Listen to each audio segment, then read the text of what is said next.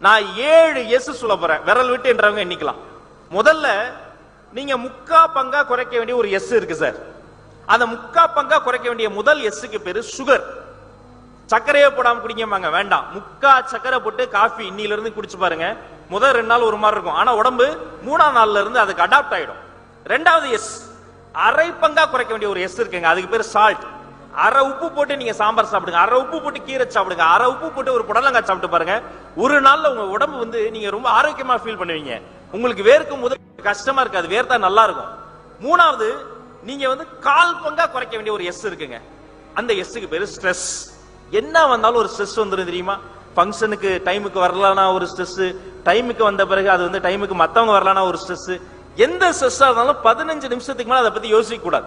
உட்கார்ந்துடலாம், ஒரு 1/4 மணி நேரம் அதை பத்தி யோசிக்க போறேன், நல்லா 1/4 மணி நேரம் பெருமூச்செல்லாம் விட்டுட்டு அதுக்கப்புறம் அதை பத்தி யோசிக்கவே கூடாது. 4வது எஸ், முக்கியமான எஸ், ஜீரோ ஆக்க வேண்டிய ஒரு எஸ் இருக்குங்க.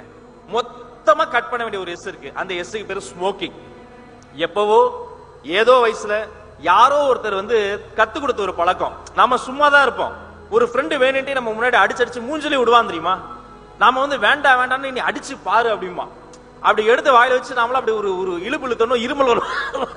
வேணாண்டா அவன் சொல்லுவான், இருமல் வந்துருச்சா அப்ப சேர்ந்துருச்சுன்னு அர்த்தம், ஒட்டிக்கும் அப்படிமா.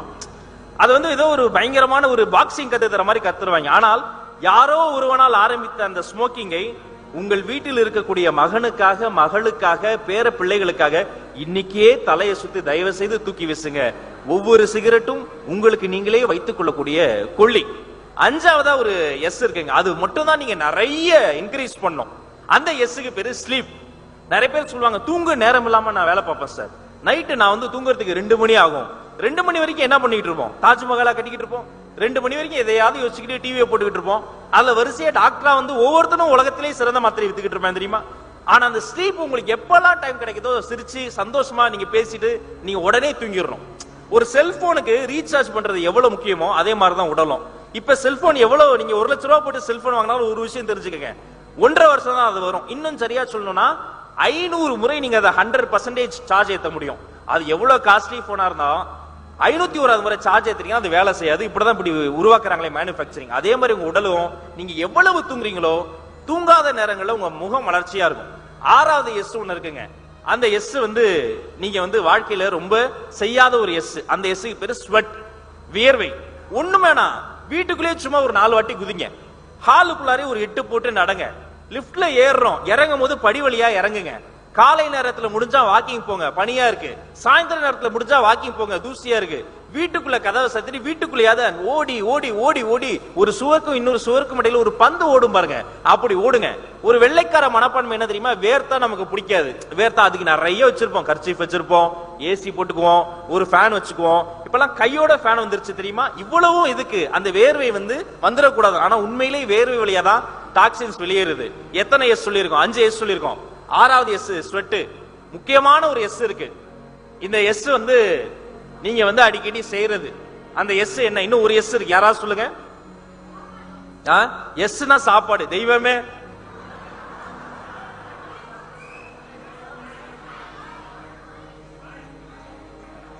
ஸ்மைல்னு சொன்ன அத்தனை பேருக்கும் ஒரு பெரிய கைத்தட்டல். சபாஷ். சத்தியமா சொல்றேன், நீங்க எவ்வளவு நல்லா இருக்கணும்னு நினைக்கிறாங்களோ அதுல 4 பேர் நீங்க நல்லாவே இருக்க கூடாதுன்னு நினைப்பான் தெரியுமா? எங்க உட்காரோங்கிறதுல நாம கண்டுபிடிச்சிடலாம். சில இடங்கள்லாம் போனா, அந்த ஹோட்டல்லாம் போனா நான் அந்த கிச்சன் பக்கத்துல உட்கார மாட்டாங்க. அவங்க சமைக்கிறத பார்த்தா நமக்கு சாப்பிடுற ஆசையே போயிடும். நல்ல நல்ல ஒரு நெட்வொர்க்கிங் பண்ணக்கூடிய இடத்துக்குலாம் வந்தா சில பேர் சிரிச்சு சந்தோஷமா கை தட்டி உற்சாகமா இருப்பாங்க, ஸ்மைலிங் ஃபேஸோட இருப்பாங்க. அவங்க பக்கத்துல உட்கார்ந்தா நமக்கும் பாசிட்டிவிட்டி ஒட்டிக்கும். சில பேர் அவங்களும் சிரிக்க மாட்டாங்க, இடி விழுந்த இருளாண்டி மாதிரி இருப்பாங்க. நாம லேசா கை தட்டி சிரிச்சா எட்டி பார்ப்பாங்க, சந்தோஷமா இருக்க, உனக்கு என்னப்பா, பயங்கர சந்தோஷமா இருக்க. நண்பர்களே, ஏன் ஸ்மைல் முக்கியம்னா சிரிப்போட ஒருத்தர் கிட்ட பேசும்போது அதை விட பாராட்ட அவங்களுக்கு எதுவுமே கிடையாதுங்க.